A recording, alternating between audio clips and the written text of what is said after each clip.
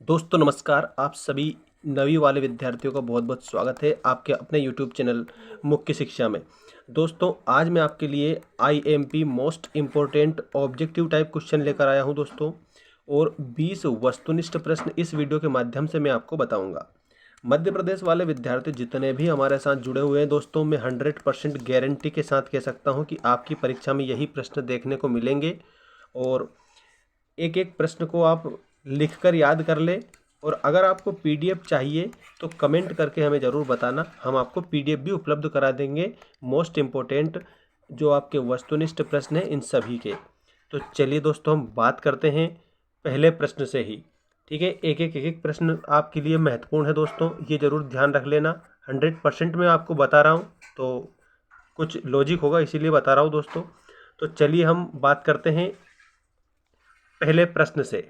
देखिए, 1 अंक वाले प्रश्न, सही विकल्प चुनकर लिखिए। आदिकाल की समय सीमा है।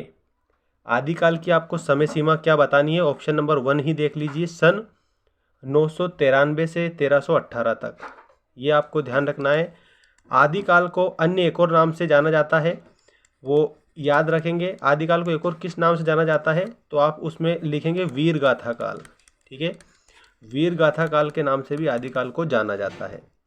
तो इसमें करेक्ट आंसर ऑप्शन नंबर 1 होगा। सूरदास किस भक्ति शाखा के कवि हैं? तो जो सूरदास जी हैं वो कृष्ण भक्ति शाखा के कवि हैं।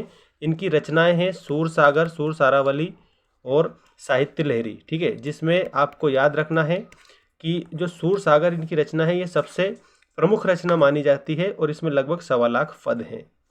इसके बाद में अगला देखिए, आदिकाल को रामचंद्र शुक्ल ने नाम दिया था। जो आचार्य रामचंद्र शुक्ल है उन्होंने आदिकाल को कौन सा नाम दिया था? तो इन्होंने ही आदिकाल को दोस्तों याद रखेंगे वीर गाथा काल नाम दिया था। अगर प्रश्न इस प्रकार आया कि वीर गाथा काल नाम देने वाले व्यक्ति का नाम बताइए, तो आप क्या बताएंगे?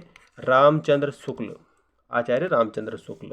अगला देखिए दोस्तों, वीर गाथा काल का श्रेष्ठ महाकाव्य कौन सा है? महाकाव्य की अगर बात की जाए ना तो इसमें आएगा पृथ्वीराज रासो, क्योंकि वीर गाथा काल है। ठीक है, वीर गाथा काल का जो महाकाव्य है ना ये पृथ्वीराज रासो ही होगा। लेकिन अगर इसमें वीर गाथा काल ना आए और अगर इस प्रकार से आ जाए ना दोस्तों, ये का यही आ जाए और उसमें बता दें कि श्रेष्ठ महाकाव्य कौन सा है, तब आप क्या बता सकेंगे? रामचरितमानस। ठीक है, लेकिन वीर गाथा काल की अगर पूछे तो पृथ्वीराज रासो आपको बताना है। इसके बाद में नेक्स्ट देखिए, प्रेम मार्गी शाखा के प्रतिनिधि कवि हैं। प्रेम मार्गी शाखा के प्रतिनिधि कवि का जो आपको नाम बताना है वो आपका याद रखना है, जायसी जी हैं।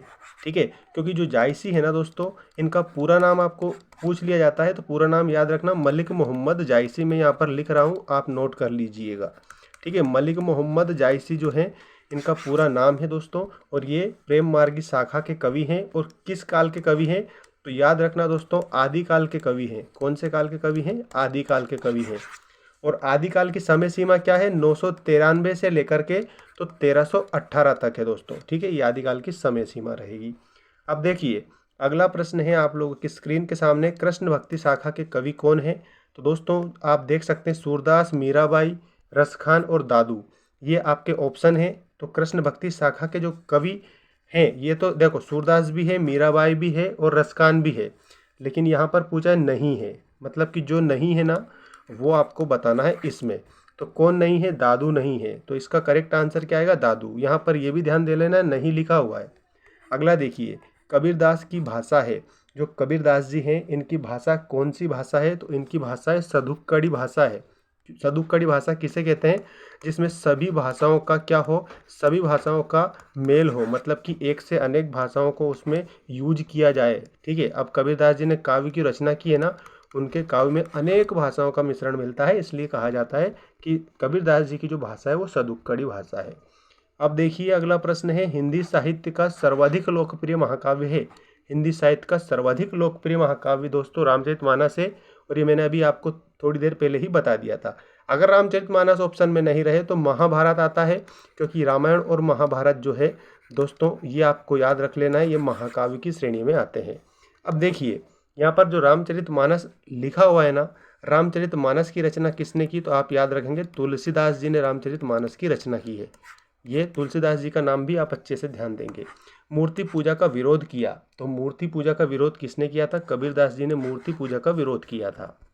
इसके बाद में अगला प्रश्न आपकी स्क्रीन के सामने है दोस्तों। एक और बात मैं बता दूंगा, हमारे चैनल को जरूर सब्सक्राइब करना, क्योंकि आपके लिए 100% सच्ची चीज़ें और अच्छी चीज़ें हमारे चैनल पर आपको मिलेगी दोस्तों। ये मैं आपको 100% गारंटी के साथ कह सकता हूँ कि आपको किसी भी प्रकार की समस्या का सामना नहीं करना पड़ेगा। रैदास कवि हैं। रैदास किस भक्ति शाखा के कवि है? तो ये संत काव्यधारा के कवि हैं। देख सकते हैं संत काव्यधारा इसमें आएगा। छायावाद के प्रमुख कवि हैं। छायावाद के आपको कवि का नाम बताना है, ठीक है। तो देखो कितने प्रमुख कवि हैं छायावाद के, तो 4 प्रमुख कवि हैं, ठीक है। कौन कौन है? एक तो है पंत, ठीक है, और एक है निराला, और एक है जयशंकर प्रसाद, ठीक है, और एक है महादेवी वर्मा, ठीक है, महादेवी वर्मा। ये 4 प्रमुख कवि हैं। पंत का पूरा नाम क्या है? सुमित्रानंदन पंत। निराला का पूरा नाम है सूर्यकांत त्रिपाठी निराला।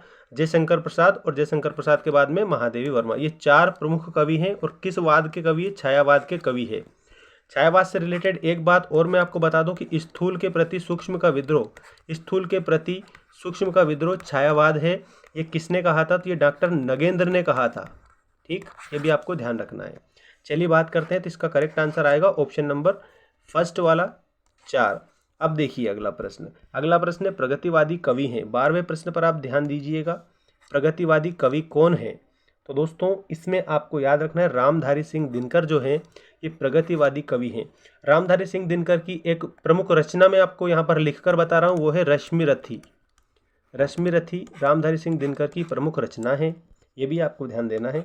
अब देखिए नई विधा स्थापित की गई थी, तो दोस्तों इसमें आएगा 1953 में, ठीक है, 1953 में। ये करेक्ट आंसर है आपका ऑप्शन नंबर सेकंड वाला, ठीक। 1953 में नई विधा स्थापित की गई थी। इसके बाद में देखिएगा रसखान ने काव्य रचना की है। रसखान ने किस भाषा में काव्य की रचना की है? तो वो की है ब्रज भाषा में। काव्य क्या होता है ये भी मैं आपको बता देता हूँ। रसात्मकम वाक्यम काव्यम, रसयुक्त वाक्य ही काव्य है। और ये काव्य की परिभाषा किसने दी थी? आचार्य विश्वनाथ ने दी थी, ठीक। आचार्य विश्वनाथ प्रमुख कवि माने जाते हैं दोस्तों। तो रसखान ने काव्य की जो भाषा में प्रमुखता दी है वो है ब्रज भाषा। अब देखिए कबीरदास ने आयु पाई थी, कितनी आयु पाई थी कबीरदास ने? तो 120 वर्ष, मतलब कि 120 साल तक कबीरदास जी जिंदा रहे थे। इसके बाद में देखिए कबीर को वाणी वेदनापूर्ण क्यों लग रही है? कबीर को वाणी वेदनापूर्ण लग रही है। किसकी वेदनापूर्ण लग रही है? तो कोयल की वाणी, ठीक है। यहाँ पर आपको अच्छे से ध्यान देना है, कोयल की वाणी उन्हें वेदनापूर्ण लग रही है। इसके बाद में 17वें क्वेश्चन पर हम ध्यान देते हैं। टोटल मैं आपको 20 प्रश्न बताऊंगा। इसके बाद में आप कमेंट अगर करेंगे तो नेक्स्ट वीडियो आपके लिए धमाकेदार वीडियो में लाऊंगा, जो परीक्षा में 100% आपके छपेगा। नहीं छपे तो फिर बताना कि सर आपने गलत बोल दिया था। पूरे 100% प्रश्न छपे हैं, और आप पहले की भी कमेंट देख सकते हो, पिछले वीडियोज़ की भी। स्वर्ण किरण रचना है। स्वर्ण किरण किसकी रचना है? तो सुमित्रानंदन पंत की रचना है दोस्तों। इसमें सुमित्रानंदन पंत आएगा। 18वां प्रश्न देखिए, ग्रामीण जीवन पूर्ण रूप से आश्रित होता है, किस पर आश्रित होता है? तो वो होता है कृषि पर आश्रित होता है, ठीक है। क्योंकि जो गांव के जो लोग हैं वो अधिकतर कौन होते हैं? अधिकतर होते हैं किसान, ठीक है। और जो किसान हैं वो अपनी आजीविका निर्भर होते हैं कृषि पर। इसके बाद में हम बात करते हैं 19वें प्रश्न की। 19वें प्रश्न में क्या लिखा है? मेघा आय रचना किसकी है? व्यू मेध्या आय किसकी रचना है? तो इसमें दोस्तों आपको याद रखना है सर्वेश्वर दयाल सक्सेना जी की रचना है ये। इसके बाद में सुमित्रानंदन पंत के काव्य में इनके शब्दों की प्रधानता है। तो दोस्तों इसमें आपको याद रखना है संस्कृत के शब्दों की इनके काव्य में प्रधानता है। किसके काव्य में संस्कृत के शब्दों की प्रधानता है? तो यहाँ पर आपको याद रखना है सुमित्रानंदन पंत के। और जो सुमित्रानंदन पंत है ये छायावाद के कवि है, ये आपको मैं ऊपर ही बता चुका हूँ। अब एक मोस्ट इम्पोर्टेंट सूचना मैं आपको दे देता हूँ दोस्तों, चैनल को जरूर सब्सक्राइब कर लेना। अब आपके लिए मैं अगला वीडियो लाऊंगा, रिक्त स्थानों की पूर्ति कीजिए, ठीक है। अब रिक्त स्थानों की पूर्ति कीजिए। इन रिक्त स्थान में आपको सारे के सारे जो रिक्त स्थान दे रखे हैं लगभग 15 से लेकर के तो 20 जो रिक्त स्थान है सभी के उत्तर मैं आपको बताऊंगा। लेकिन कब? जब आप हमें कमेंट करके बता देंगे कि हमें आवश्यकता है सर बताइए, ठीक है। और लाइक ज़रूर करना दोस्तों, लाइक करना, अपने दोस्तों के साथ शेयर करना। और अगर आप हमारे चैनल पर नए हैं तो सब्सक्राइब करके ही जाना, क्योंकि इतनी मोस्ट इम्पोर्टेंट चीज़ें आपको कहीं भी देखने को नहीं मिलेगी। ठीक है, मिलते हैं नेक्स्ट वीडियो में। धन्यवाद।